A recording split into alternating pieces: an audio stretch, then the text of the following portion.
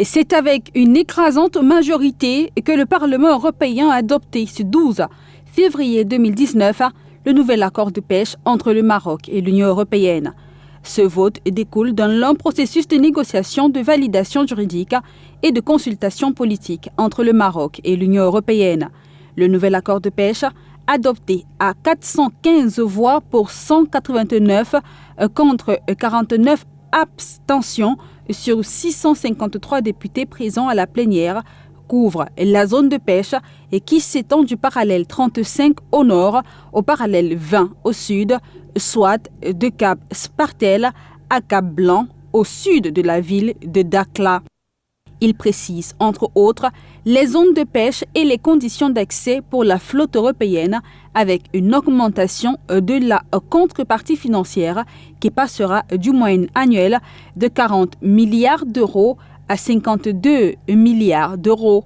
L'accord comprend également des dispositions visant à optimiser les retombées et les bénéfices pour les populations locales des zones concernées et prévoit des exigences techniques visant la préservation de la durabilité des ressources halieutiques et la protection de l'environnement marin. À cet effet, il exclut les poulpes et les crevettes pour préserver ces espèces. Quant à la protection de ces ressources, le dit accord exclut la côte méditerranéenne. Le nouvel accord intervient après l'ancien accord de 4 ans, obligeant ainsi quelques 120 navires européens à quitter les eaux marocaines le 14 juillet dernier. Les deux parties ont négocié l'accord pendant des mois avant de le parapher au Maroc ce 12 février 2019.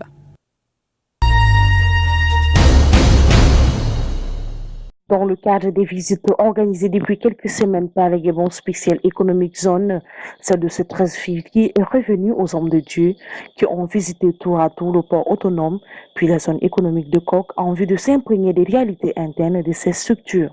Nous avons eu la visite de tous les leaders religieux du pays pour qu'ils viennent voir ce qui se fait ici. Comme je le disais tout à l'heure, ils ont entendu, ils ont vu et ils diront dans leurs confessions religieuses, ils diront dans leurs églises, dans les mosquées, ce qu'ils ont vu. Parce que c'est bien de regarder ou juger de loin, mais c'est encore mieux de toucher du doigt pour qu'on puisse dire exactement ce qui s'est passé. La première étape qui concerne le port autonome a permis au responsable commercial et shipping manager, M. Dani Menga, de donner quelques explications sur le mode de fonctionnement de GESER dans le domaine portuaire. Nous pensons avec la vision du groupe que nous pouvons répondre aux besoins actuels de l'économie en mettant en place ce type d'infrastructure et surtout en mettant un accent particulier sur les personnes qui gèrent cette infrastructure. Dans cette tournée aux allures de découverte, ces gardiens de la foi ont tenu chacun à témoigner de leur satisfaction tout en félicitant le travail abattu par GESER et le dirigeant gabonais. Dieu merci pour ceux qui ont été au début de la réalisation, au début des négociations, pour amener Olam à réaliser ce qu'elle a pu réaliser dans ce pays. L'œuvre parle de son auteur. L'œuvre définit les qualités de son auteur. Et nous souhaitons que Olam continue et que l'État continue à faire confiance à Olam. Nous demandons à Olam de continuer sur ce chemin, mais de regarder surtout les pauvres.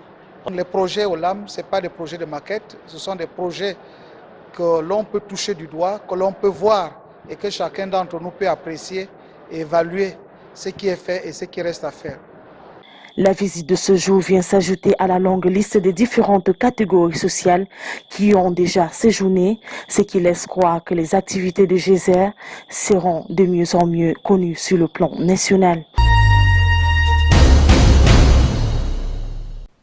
Mise en œuvre du plan stratégique de promotion des partenariats publics-privés au Cameroun, le pays renforce le dispositif. Avec l'appui de la Banque mondiale, une rencontre interpartenaire de haut niveau sur les partenariats publics-privés s'est ouverte mercredi 13 février 2019 dans la capitale. L'avantage certain, c'est que l'accélération du processus de développement est une réalité, puisque l'État ne met pas à disposition ces ressources-là. Il s'occupe prioritairement des projets sociaux, des projets de développement, et laisse au secteur privé plus à même capable de réaliser certains projets d'infrastructure, de le faire, de le gérer et de rétrocéder dans le temps à l'État les équipements en question. Cette rencontre rentre dans le cadre de la deuxième mission d'un cabinet spécialisé dans les partenariats publics-privés recruté par la Banque mondiale qui appuie d'ailleurs le Cameroun dans cette question essentielle pour son économie, à savoir le travail main dans la main dans un même cadre approprié et la combinaison des efforts entre les deux acteurs que sont le public et les privés pour poursuivre les mêmes buts. Explication très simple que certains donnent au partenariat public-privé. Au cours de cette rencontre, ouverte par le ministre de l'Économie, de la Planification et de l'Aménagement du territoire Alamine Ousmane Meh, rencontre suivie des ateliers, il est question de sensibiliser les hauts responsables des administrations publiques sur la nécessité de la réalisation des projets à travers ce mode contractuel, de partager également avec le gouvernement camerounais les recommandations formulées relativement au cadre juridique, institutionnel et réglementaire et d'initier enfin la revue des projets d'infrastructure au sein d'un certain nombre d'administrations à l'effet de constituer un pipeline de projets potentiellement réalisables en partenariat public-privé dans le pays.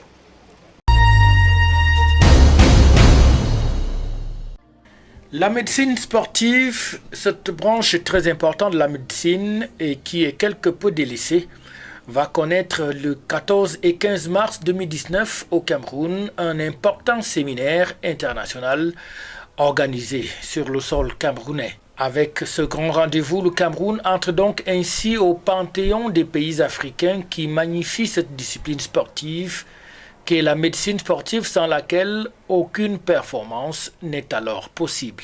Mais le séminaire de Yaoundé s'adresse à un public bien particulier et avec des conditions qui sont toutes arrêtées. Monsieur tout le monde qui paiera une modique somme de 10 000 francs pour bénéficier du kit du séminaire et dans ce kit ils trouveront les actes du forum. Dans la foulée, on peut aussi parler de la mise en place dans un avenir très proche d'un centre de médecine sportive au Cameroun avec déjà l'Université des montagnes du côté de Banganté qui a déjà donné du terrain au niveau de Yaoundé pour la mise en place de cette infrastructure qui devront donc permettre au Cameroun d'être le pionnier en Afrique, de connaître une infrastructure qui va permettre de booster les performances des sportifs des Camerounais et africains et en assurant aussi leur bonne santé.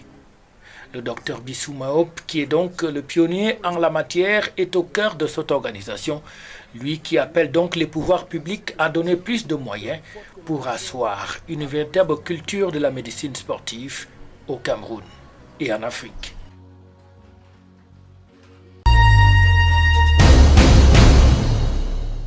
Suite à sa brillante réélection le 7 octobre 2019, à l'issue du scrutin présidentiel, le président de la République, son Excellence Paul Biya, a procédé le 4 janvier 2019 au réaménagement ministériel. Fort de ce constat, de l'engagement constant, de la fidélité, du militantisme au RDPC, dont le département du Mayo-Sava a fait monstre et preuve de l'attachement aux idéaux du chef de l'État, président national du Rassemblement démocratique du peuple camerounais, RDPC, le président de la République a nommé M. Ibrahim Talba Mala au poste du ministre délégué à la présidence, chargé des marchés publics.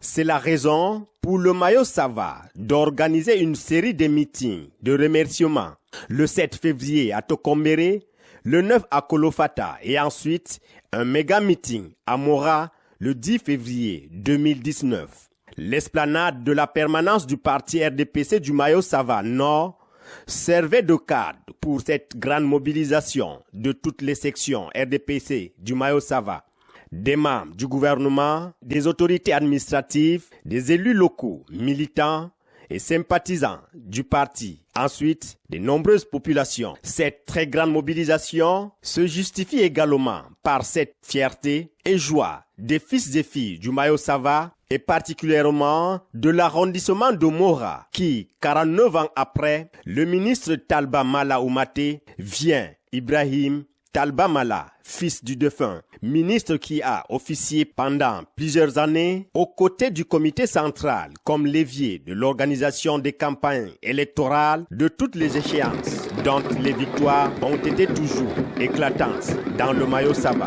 Que le département du Mayo-Saba, c'est le seul département des 3 régions septentrionales, c'est-à-dire l'Adamawa, le nord et l'extrême nord, qui n'est jamais concédé un seul siège, n'est-ce pas, à l'opposition, aussi bien au niveau des municipales, des législatives que des sénatoriales.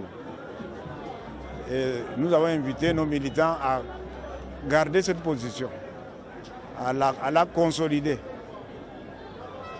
Donc ce que nous avons demandé à nos militants, c'est que nous sommes toujours prêts et nous allons toujours être prêts pour voter Paul Biya, pour voter RDPC et pour gagner toujours.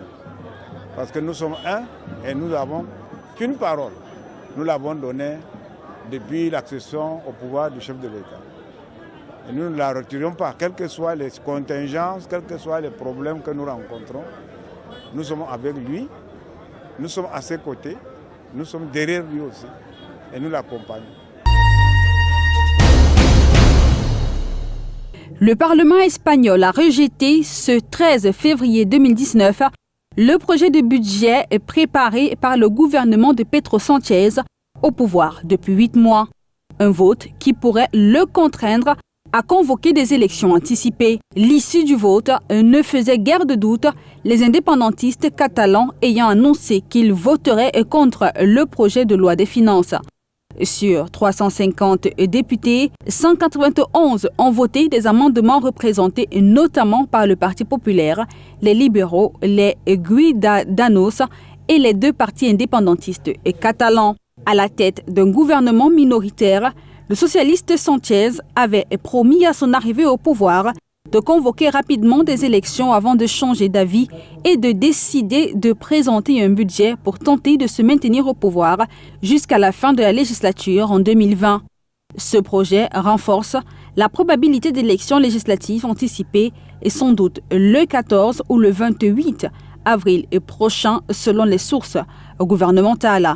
Si donc Pedro Sánchez n'est pas obligé légalement de convoquer des élections, une prorogation du dernier budget étant possible, il serait désormais difficilement justifiable de ne pas le faire politiquement.